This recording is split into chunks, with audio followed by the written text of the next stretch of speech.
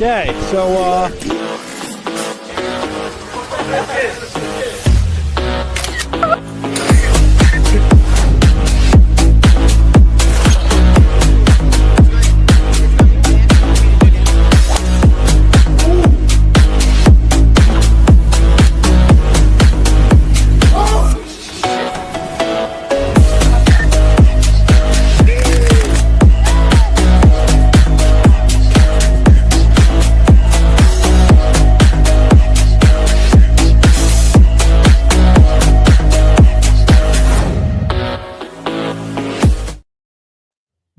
welcome to episode 3 of the Jackson Hour. As you guys know, Jackson Hour is kind of a history in my friend group. We talked about kind of personal things back in the day. Now we're going to talk more about in-depth details and things of that nature. So I appreciate you guys joining me on the Jackson Hour. I have one of my best friends on the show. We got Casey Baker. So just want to thank you, Casey, for coming. Appreciate you being here. Appreciate you having me, brother. For those who don't know Casey Baker is kind of one of the original 3 or 4 of my friends back at Mount Aviat back in the day. And, you know, we didn't fall apart, but, you know, coming after high school, I'm talking about. But, yeah, we didn't fall apart, but we all went to college and high school. And then, a couple of years ago, I rekindled with him on the golf course. So, Casey, how you doing today, buddy? I'm doing good. It's a beautiful day outside. Phillies are hot. We got the draft right around the corner. It's an exciting time for Philly sports. So, Casey, talking about your college career, you went to Marymount? Yes. Marymount, and you played baseball. Casey's one of the best athletes we have in this friend group. So, how was your time playing collegiate baseball? And, do you miss it? Oh, I miss it all the time. I mean, I think anybody can say playing a sport their whole life and dedicating so much time and effort to it. It's something that you dearly miss all the time, and you find things in life that bring that same joy out. And I think that's where golf came for me at that time, and you introduced me to it, and it's been a sport that I love. But baseball will always be my favorite pastime and something that I truly have a passion for. And for me, when Philly baseball comes around, it's my favorite time of the year. 1, the weather gets warmer, but 2, just being out at the ballpark. That's good to hear, buddy. Well, have you, still hit the diamond at all? No, I'll be honest. For me, it's ever since I left the diamond years back, it's been somewhat of a not so much of a depressing topic, but it's tough to get back out there. It is, as much as I do love the sport, it definitely brings back the memories of what I had and the amazing times that I had with a bunch of fine gentlemen. But I've stayed away for now. Would love to get back into coaching one day, but for now, we've definitely taken a step back. It's good to hear. So, Casey, you have made the transition from your parents' house to our one buddy Ed's house. How was that transition? And do you miss living at home? I mean, thanks for calling me out like that. But, growing up, it's always definitely an adjustment. I'm always going to cherish those times I had at my parents' house, especially just a lot easier on the old wallet. But no, I can't complain. I mean, it's an exciting time in my life, hanging out with another good one of our buddies all the time. And it's just something new, and life definitely throws you curveballs. But at this time, I'm just excited for what's coming next. Yeah. So not to get into, too personal, but if you were to tell young Casey Baker something that you've learned throughout your life being in high school and then college, and now your professional career, what would it be and why? Don't take anything for granted. I think as a young kid and even just growing up, I took a lot of things for granted, a lot of those moments for granted. And those moments only happen once. You end up growing up and life comes at you fast. But being a kid and enjoying those times in high school ball or even like lower little league, just all the athletics that you participate in, just enjoy every second of it because you don't know how long it'll last. That's a very, very good point because, they always ask these questions back in on these motivational speeches or things like that. Like, what is one thing that you would say to your younger self or right now your future self? So I would agree with that. I mean, we have the trials and tribulations of life and, we have it all perfect and all good when we're, ages 5 to 10, and then we figure out who we are, and then all of a sudden it's high school, and then all of a sudden we're fucking 26 years old, and now we're just trying to figure out our way in life. So I really do think that's a good point to say to your past self that don't take everything for granted and just kind of live in the present moment. So that's a very, very good point. Trying to think. Trying to think what else, because I think it's lasts longer. So It's supposed to last longer. I mean, it's supposed to be like 10 minutes. I mean, life's all about ups and downs. Yeah. I mean, we all learn throughout the whole process. Even as a kid, we might think that we're too big for our britches, or we don't need to learn anything at that time. We know what we're doing, but at the end of the day, you look back on those opportunities and those memories and instances that you went through, and you realize that, I did need some learning. I definitely learned from those. I'm trying to think of the word that I'm looking for, but you learn from those outcomes and you become a better person, hopefully, out of it. Yeah, I agree with that. I'm just trying to think of more things I want to ask you. I mean, yeah, it's a good. You could ask about, trying to think, golf game. Oh yeah, that's a good point. So yeah, again, like Casey said, he didn't start golfing till what, almost 3 years now. What, two and a half? 2.5 years, and he started off shaky at first, and then he kind of got his game back to where it should be good, and then had another, past couple weeks, That's absurd. So what do you credit your, I guess this is a good question, your transition from baseball to golf? I know people say if you play baseball, you should have a decent swing on the golf course, but what made you fall in love with the sport of golf, and how can you future people out there who are looking to make that transition to golf after being a collegiate athlete? What is your recommendations or how you improved your game? Yeah. Well, so golf's a fun sport. I mean, it's a funny sport as well. It'll beat you up. That's the same thing with baseball. It's a battle of just competitive nature. And now baseball, it's a little bit different. You have that one-on-one competitive battle each time in the batter's box with the pitcher or the defense or the other team. But golf's a little bit different. It's an internal mental battle with yourself constantly, through every shot, through every walk up to the ball, what you're thinking about doing, what you want to do next, where you want to set yourself up. It's an internal battle that you have to continuously have with yourself, and you have to be mentally prepared for that. Now, not every shot's going to go your way. It's the same thing on the baseball diamond. Not every swing, not every play is going to go exactly the way you want to, but you have to keep a level head. And that's something that throughout a golf round or a golf experience, you have to battle through. And I think that's what really drove me to it. Is I've always been a competitive person, and I love those competitive atmosphere to push myself to my limits and to become a better person and a better athlete as much as I can. Now, with golf, it's totally spun it on its head, where my whole life I was battling against others, but now I'm battling against myself constantly. And it allows me to show myself, one, what I can improve on and what I can do better, but also show me where I'm improving at the same time. And it's a fun sport. I mean, go out there and have fun. You don't need to go out there and expect to do well every time. Nobody is. It's a tough sport for a reason. And I think baseball players and even just athletes in general, having that athletic background gives you a good baseline to go after, but you're not going to be good to start out, at least, especially, well, at least I wasn't. Now, having the baseball background helped to be able to make contact with the ball and maybe change up some few swing things here and there when I had some tips and tricks from people. But it's just a sport to go out there and test yourself constantly, but also at the same time, it's a fun sport to just go out there with buddies with. You don't have to go out there and compete 24/7. You can go out there and hit the ball around and have a good time. Now, still keep the pace of play as best you can, because there's other people on the course.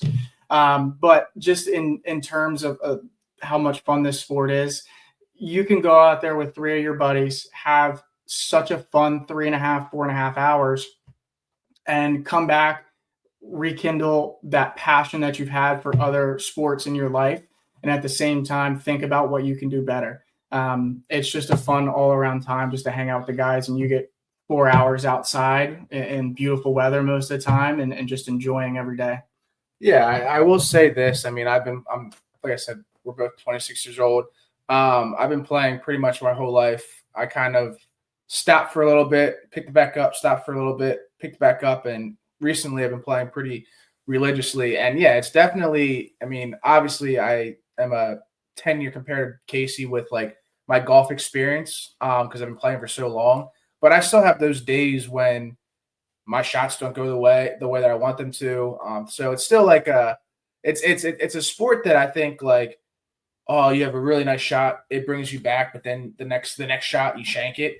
So it's like, oh, I hate the sport. But then that one shot before that really still brings you back out. I mean, yeah, it's a fun sport, and I'm glad that you enjoy playing it. But yeah, I mean, it's a tough sport. I mean, we're not on the PGA Tour, so we're not going to be hitting 65 every round, or having par rounds or things like that. So it's definitely a challenging sport.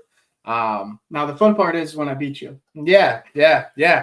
I mean, it's definitely my biggest thing for you is, like you just said, you're a competitive guy, and you do have these tough shots that you shank it, and I think personally, and this could be completely wrong, that you let it sit in the back of your head, and then you don't play a good round the rest of the time because you just dwell on that one shot. So the golf is, you got to move on to the next shot because that shot before sucked, but like if you kind of flush that down the toilet, you should be fine. So it's definitely a fun sport, and I recommend people go out and try, especially now coming up springtime and in the summertime. So yeah, I really do appreciate that you still love the sport of golf and enjoy playing with me. Absolutely. It can beat you up at times, but it's rewarding at the same time when you do hit that perfect shot, quote unquote, that you tried to do, and it goes to the general area of where you wanted it. And it's just an exciting time and it brings you back, like you said. So it's always a good it's a good time on the golf course, no matter what. For sure. Now talking about good old times, you being in the diamond, let's talk about these Phils. The Phils are rolling right now. I mean, granted, it's beginning of the season, so you got to win these games, but and we haven't really had that tough of a challenging opponent. The 6 games we've played. So how do you think? What's your view on the Phillies this year, and on that, but also what is your thought process with the offseason picks that they didn't really, or moves they didn't really do much? Right. I mean, they're playing against teams that they're supposed to beat. Both the Nats and Rockies are not the greatest ball clubs. None of them, neither of the teams were expected to make the playoffs coming in this year. But at the same time, can you win the division in April or March? Absolutely not, but you can definitely lose it. Starting off a bad start is always rough. Look at the Braves right now, not to say that they're reeling and not to say they're a bad ball club, because I don't think that. I think they're a really good ball club, but they're having some struggles to start the year. But I don't think they're anywhere near out of it. Now, looking at it as well, I mean, our pitching was elite. I think our bats have been doing well. And I think our lineup being able that Thompson or he's able to mix and match kind of lineup now and not just stick one way with Schwarber at the top. And don't get me wrong, I'm not one of the types where I hate Schwarber at the top of the lineup. Sometimes I don't mind it, but when it's a lefty day, I'm not the biggest fan of it. So I love seeing the mix up that he does.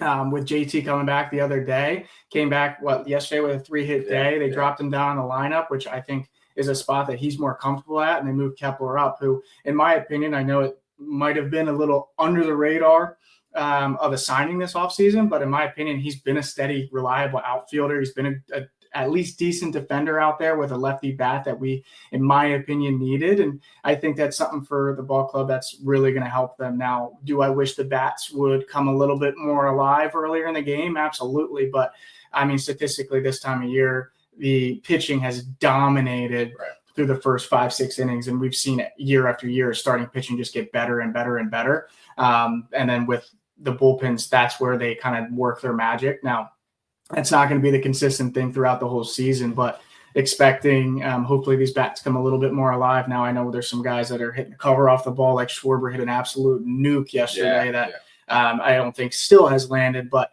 some of these guys, I mean, they just got to get the ball rolling, and I think they'll get there. I think they've shown some good plate appearances. A lot of them are working counts a lot deeper. Now I think they're still swinging and missing at some bad pitches that are out of the zone, but their at bats are more consistent. They have a better plan of attack at the plate, and I think that's something that's going to drive through the rest of the season. And I mean, we can talk about Taijuan Walker yesterday. In my opinion, quote unquote, pitched a gem. Personally, I'm not taking too much out of it. I think he played against a Rockies offense that's not playing very well. I think there were some balls that he got a little bit lucky on that he missed over the heart of the plate that the Rockies either missed or just let go. So look, if he keeps it rolling the rest of the year, great. Maybe he'll be worth that massive contract we gave him. But at this point, I still don't see it. I don't think he's a reliable option out there. But with the injuries that we have on the pitching staff right now, we kind of got to roll with what you got. Yeah, I mean, and the base challenge is coming up. I mean, I think today on Friday we start our Dodgers series. So I think the Dodgers are that hot team in the MLB. They're coming off of winning the World Series. So I think, we have a good team. Like we just said, we haven't had that tough of opponents the past two series. So this is kind of the test for these Phillies because, like I said, we didn't really do much moving around in the offseason. And, we kind of kept the same lineup that we had previously. And, we fell short, in the NLCS, things like that. So, do you think that this is definitely the biggest test for the Phillies this upcoming series?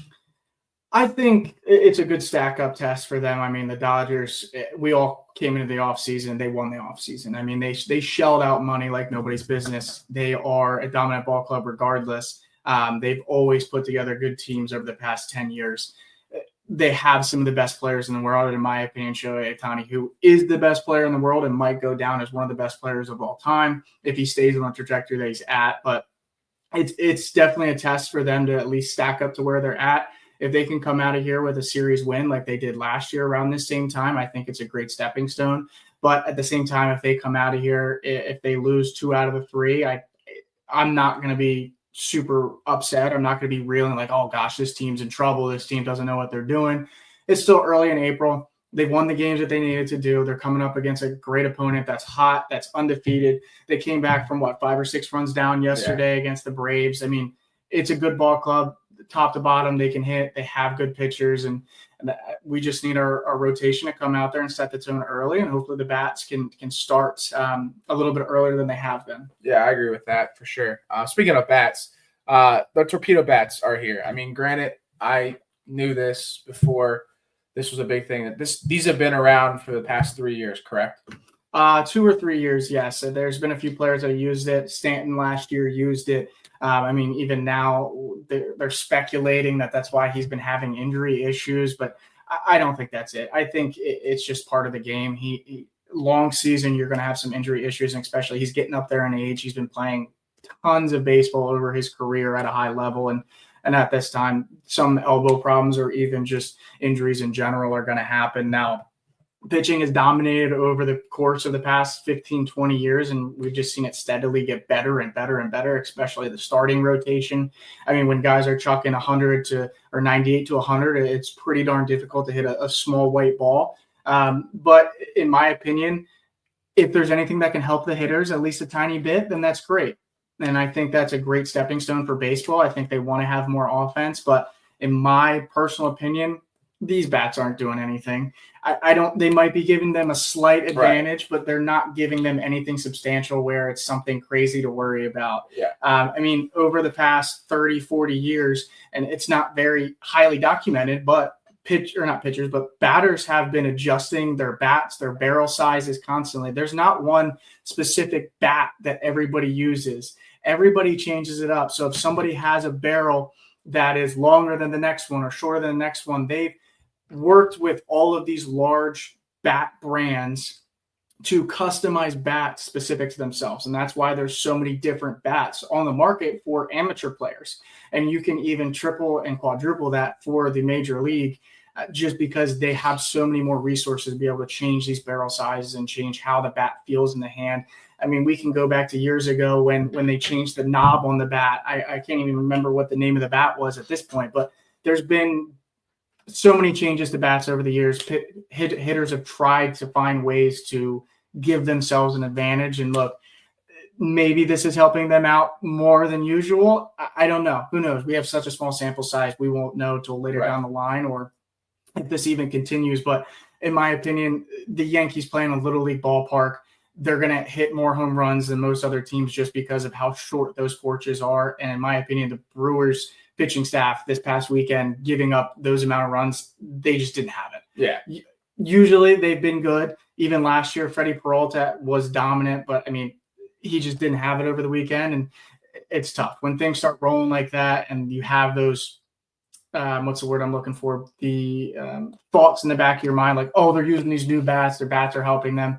There's going to be some tumble effect with that, but I really don't see those being a huge issue or a huge aid to hitters. Yeah, I mean, it's kind of like you said, it's the Yankees who have been kind of the 400-pound giant who have made themselves a brand in the MLB over the previous seasons with, all these big players they had, AJ, A-Rod, and things of that nature. So obviously I compare this to the Eagles and the tush push because the Yankees are a dominant team and they play dominant with these bats for one game, whereas the Eagles are a dominant team and they are always dominant with the tush push. So just the fact that it's the Yankees, there's going to throw some, question marks up there. So I really think it's definitely, like Josh and I have talked about it. It's like him and I are not big baseball fans, right? Obviously you are, but we like seeing offense. We like seeing the ball get hit. We like to see the ball hit, get a home run and things of that nature. So I think bringing these bats to the league, even though they've already been in the league, I think it just makes it more exciting for those amateur fans who just want to see them hit balls and things of that nature. So I think it's a good thing for the MLB and for the fans. So I have no issue with it at all. Right. For a casual fan, the offense is king. They want to come there and see high scoring games. They want to see a 10-8 ball game or an 8-9 ball game. But I mean, for others that have maybe religiously played the game or religiously followed the game, they understand the intricacies of offense and defense and where the pitchers are working the hardest and what their dynamic is in those games. But at the end of the day, in my personal opinion, I really don't think the bats are changing too much. I think I can think of at least 3 or 4 home runs off the top of my head during that Brewers-Yankees series where they barely snuck over the right field porch. Look, when it's, I think, 305 or 310 down the line there with a short porch in Yankee Stadium where it blows out to right field, it's got to happen. They're going to hit home runs. It's nothing, in my opinion, that's going to be a super worrisome idea to pitchers. I mean, and we'll have this. I mean, we'll talk this and you can keep talking. I mean, it's really not that much of these are the specs of a MLB standard bat and a torpedo bat. The specs aren't that different. I mean, you just have a bigger hitting surface on the torpedo bat compared to the MLB standard bat. So I don't really think it's that big of a deal. I mean, it's not really, you're just distributing the weight or whatever differently. So they extended the barrel. They extended the sweet spot a little bit, but at the same time, I think AJ Brzezinski did a cutout on his podcast as well, where he literally even brought one of his old bats where he literally said, I've extended my barrel because I've hit, when I was in the league, I hit the ball here more often than I did closer to the end of the bat. Like, changes to bats have been a constant theme throughout baseball for many, many years. And with this, I really don't think it's going to change it too much. It's not like they're corking the bats or it's a brand new wood type that gives them an extra 40 feet of distance. It's nothing that ideally is going to change the game too much. Maybe one of the times, 1 out of 50 to 100 times, the ball that ended up not leaving the ballpark leaves the ballpark by a foot. Yeah. But in my opinion, for a casual fan, and even I think just for baseball fans in general, if that was the case, we're going to enjoy baseball a lot more because of that. For sure. Now moving on to Final Fours here. Tomorrow when this is aired, there'll be the second game of the Final Four on Saturday. One question is, how is your bracket looking right now? My bracket's busted. Look, I am not a Duke fan. I am not a Florida fan. So I had Alabama in the national championship. I was thinking they'd make a nice little run. They were playing well, and then they got stumped. So, I mean, unfortunately there, my bracket's busted. I also had, being a biased Maryland fan, I wanted a great year. I had Maryland into I believe the Final Four, or at least the Elite Eight, and they got knocked out by Florida. So, in all honesty, my bracket is absolutely cooked right now. I'm not going to win the I don't know what it's even called, the bracket, whatever that we're in together. But I don't know. It's still just always a fun time to watch basketball. In my opinion, I'm not a big NBA guy, especially when the Sixers are playing how poorly they are. So just being able to watch basketball and enjoy it, it's always a fun time. Yeah, I mean, my bracket's busted. Don't get me wrong. I mean, I still have my Final Four, other than I think I had Florida going, or not Florida. I had Clemson going pretty far. But yeah, I mean, Duke plays Florida tomorrow, and Houston plays Auburn, or is it vice versa? It's Florida, Auburn, Duke, Houston. Okay, so this is the way it's lined up. Okay. So yeah, I mean, I think out of the 4 teams, I think Duke is that dominant team. They will have always been a dominant basketball team. And I mean, Auburn in the regular season, they struggled to they lost to they actually did lose to 8 seed Florida when they were 1 seed overall. So I think this is going to be a good game, Florida and Auburn. I think for the first half of Duke and Houston, I think it's going to be close, and then Duke's going to take it away. I think Duke is that dominant team. Cooper Flagg is one of the greatest college players ever, and I just think that the stars align, and Duke should be winning this thing. I think it'll be Duke and Auburn in the Final Four, or in the finals. So, it's all I kind of really have. I'm excited. I mean, I agree with Casey. I don't really watch the NBA. Have you guys watched 302 Birds show? I hate the Sixers because they just have been nothing but disappointment to the fan base. So I don't know. Daryl Morey. Yeah, exactly. That Daryl Morey needs to get out of here. Nick Nurse is fine. Embiid needs to be gone. But yeah, I don't disagree with it, though. I don't disagree with it. Has he done great for the city? Sure. Has he been available? Absolutely not. I mean, when he misses more than half of the games that he actually can play in, it's a little bit tough. But at the same time, you got to understand that he is one of the best talents that has come through the Philadelphia city. But yeah, I agree. I think it's time to shop him. They're tanking they're trying to keep their protected top 6 picks. So we'll see what that comes out of. Maybe we get lucky and luck into a Cooper Flagg. I'd love to see that. But I mean, there's 10 other franchises that are hoping they luck into Cooper Flagg as well. So we'll see when the draft rolls, or at least the draft lottery rolls around. Yeah, I mean, this is definitely I think it sucks for me because I'll be at a wedding tomorrow, so I can't watch these games. I'll be watching on my phone.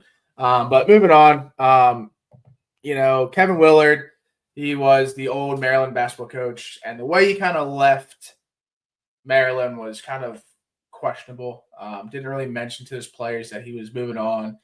Didn't really show signs that he was going to be the new Nova coach. But yeah, you being a biased Maryland fan, obviously, how do you think? Obviously, the details are still kind of up in the air, but a little hazy. Yeah. How do you feel as a Maryland fan that he did this to your team? Look, I think there's been hints at it for a long time now. Even there was questions and comments during the NCAA tournament run, and even in the Big Ten tournament run, that he, did not have an extension. He wanted an extension to keep coaching there.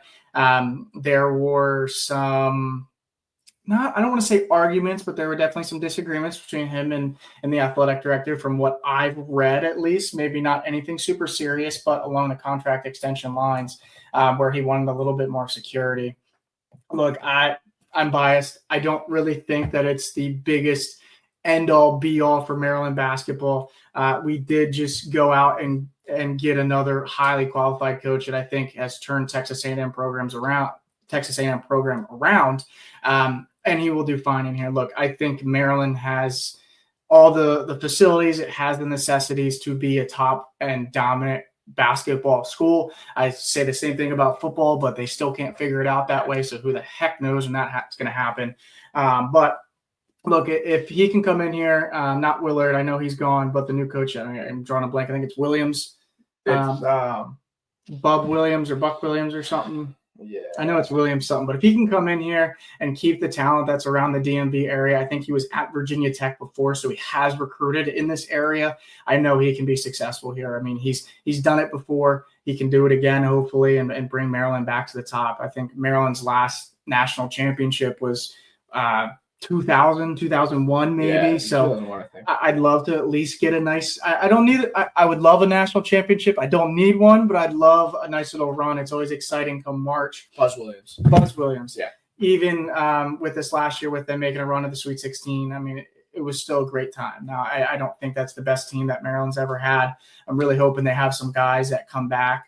Like Derek Queen, I hope he comes back. But look, I mean, he's a talented ball player, and who knows where he's going to end up, whether that's more money at another school with NIL opportunities or to the draft. So who knows? Yeah, speaking about that, I mean, this is not really talked about, but how do you feel about the NIL? Do you think there needs to be limits on it? Because I agree that these college students need to be paid for what they do. But it's to a point now where, obviously, speaking about the March Madness, I mean, the majority of the powerhouse teams made a run in the March Madness tournament. And that's because all these good players that were at, an average program decided, oh, we get more money if we go to this school. And that's why this whole bracketology this year was pretty much a chalk up. I mean, all these high seed, the only low seed that really made it far was Arkansas. So do you think that there needs to be limits, or what do you think needs to be critiqued about NIL? I think the vast majority of people are looking a little bit too deep into this year's March Madness run. Look, I get it. The general norm is there's usually a Cinderella run, or there's somebody that takes that next step and makes it into the Sweet 16 that's on the lower side and wasn't having those expectations as some of the higher seeds. But I think there's a little bit too much of jumping off that bridge of the NIL deals. I think with that, it's a part of the game. Look, sometimes we saw it back 2008 that all four number one seeds made it to the Final Four. It's not like it hasn't happened before. It's something that will occur. I think it just comes at a time where NIL is either at its peak, who knows, maybe it changes, or it's just getting to where it's going. And I'm personally not looking too much into it. I think NIL is a great thing. I wish we had it back in college. When I was there, I could at least maybe not work a little bit on the side while trying to keep up with my schoolwork and everything. But I think for these players at these schools and everything that are making hundreds of thousands of dollars off of their likenesses, whether that be from video games or from televised sports or anything like that, I think they deserve to be compensated for that. But I think, in my opinion, there is a fix for it, especially because as a fan, you don't want somebody coming in for a year and then automatically leaving. Like, I get it. That sucks. And I understand it. But in my opinion, if they had these players and these students as contracted employees, and in those contracts have clauses where, hey, if you are going to leave after a year, after a certain amount of time, there's a out clause that either you or your new school has to pay for. And I think that would limit a lot of players shipping off as soon as they don't get what they want. I don't want to limit people from transferring because I think it is a good thing. But when it's gotten to the point where, especially now, we still somehow have COVID seniors. I still have 2 years eligibility, but I never used it. Furthermore, there's got to be some point of limiting how easy it is to transfer when some of these people have played at 6 different schools. Right.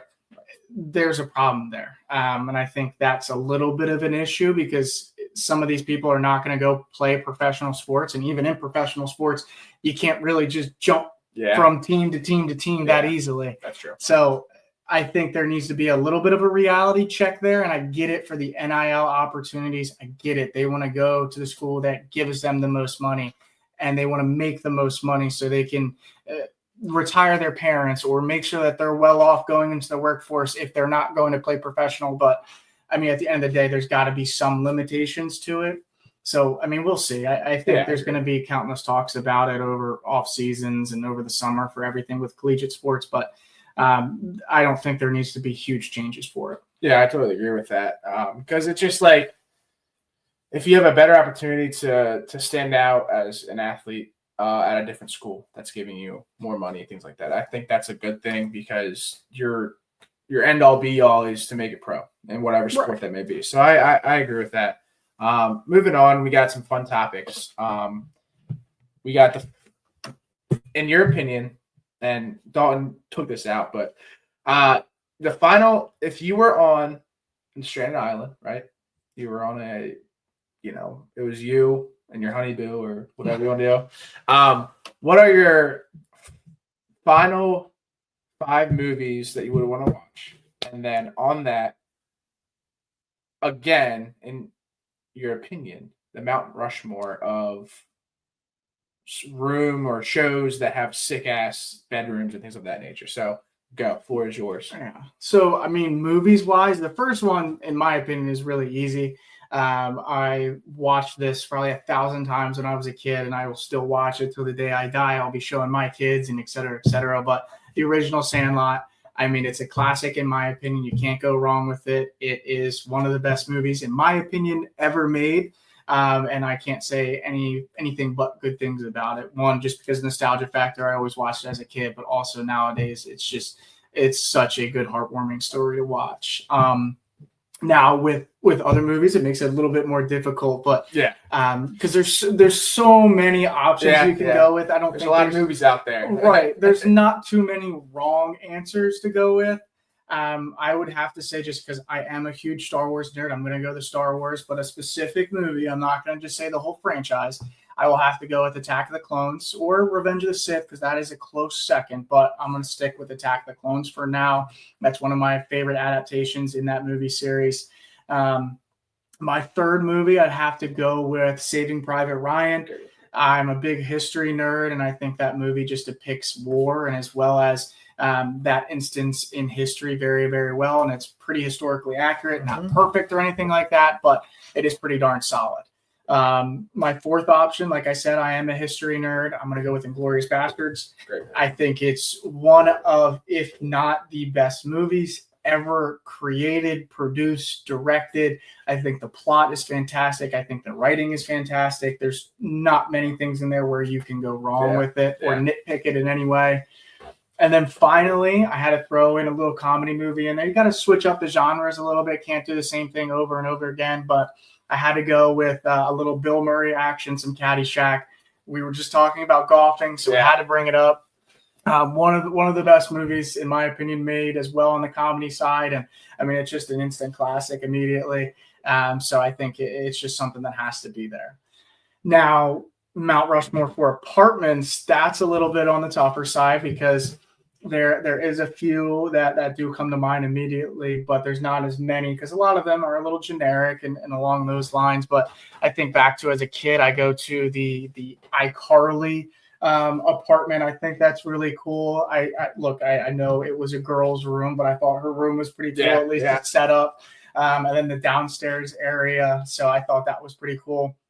My second one would probably have to be, and this is actually a show I've watched more recently. I got into it, was New Girl. I think that setup was pretty cool, and especially just the show in general was really cool and good. And I think maybe a common theme with where I'm going with is it's good shows with maybe some cool aesthetics in their apartment. But so my third one would be Lucifer, his penthouse. I thought it was very sick. It's got a beautiful view. It's got a ton of amenities that everybody wishes they had. Fourth, my number 4 and my number 5 are sort of combined a little bit, because they do come from the same show. But I have to go with Barney Stinson's apartment and How I Met Your Mother. Like I said, big Star Wars nerd, and literally first you walk in and right to the left, there's a big clone suit sitting right there for you. There's a bunch of other cool little knickknacks, buttons that you can play with. And then finally, with the final apartment is going to be Marshall and Ted's apartment, where most of the show ends up taking place, in my opinion. And I think it's just a very fun and inviting place to be, and the amount of memories that show has with them in there, I think it just exemplifies. I can't speak, but Exemplifies. Is that right? Exemplifies? Yeah, exemplifies. There we go. That show and that apartment even more. Yeah, those are some great options. I mean, if you guys want to hear my 5 top movies that I would watch on a stranded island, I would go probably in no particular order. I would go Shawshank Redemption. Great movie. Great freaking movie. Then I would go Longest Yard. Which, original or the Adam Sandler one? Adam Sandler. Okay. Yeah, the Adam Sandler one. And then I would go not the Star Wars. Lord of the Rings trilogy. Those movies are. Hold on, I can't go the trilogy. You gotta pick one. I'm gonna go with the Twin Towers or whatever. The second one. The second one was one of my favorites. I love sci-fi, and I think Lord of the Rings is definitely a great movie to watch if you're into that. And then my last one. Ooh, this is a good question. Damn, Jack, you did a good job. My last movie, I would probably go with. Well, damn, Jackie, I can't control the weather. I would probably go with.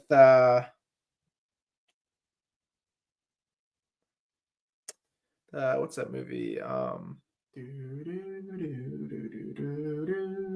Step Brothers. Okay. Yeah, so those are mine. Like I said, there's so many movies you can go with. Like, I know people that are probably listening or watching, they're like, no, I would have went with this one. And you're probably right. You can go with that one. But at the same time, you get up here and try to think on the spot about what your favorite movies are. It's tough. It's a tough thing to do.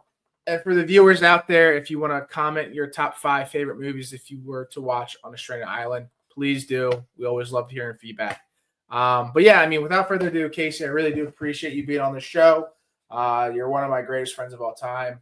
We have some good times on the golf course. And yeah, you just, you're a good example to those people that are trying to figure out their way and what they want to do with their life. So I really do appreciate you coming on the show. Yeah, thanks again. And I hope we have you on the show in 302 Birds. Absolutely. Appreciate it. Thanks for having me. Of course, buddy. Without further ado.